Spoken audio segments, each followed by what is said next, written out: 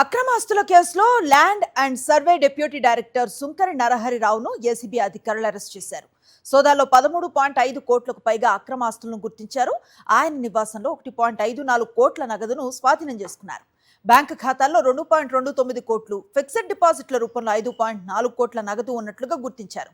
1.3 కిలోల బంగారం, 8 కిలోల వెండి ఆభరణాలు, కియా కారు, రంగారెడ్డి జిల్లాలో 5 ఓపెన్ ప్లాట్లు, 1.24 ఎకరాల వ్యవసాయ భూమికి సంబంధించిన పత్రాలను స్వాధీనం చేసుకున్నారు.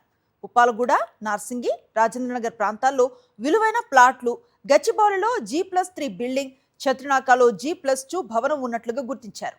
ఆయన భార్య పేరుతో ఉన్న 2 లాకర్లను కూడా గుర్తించారు. నరహరిని నాంపల్లిలో ఏసీబీ కోర్టులో ప్రవేశపెట్టనున్నారు అధికారులు.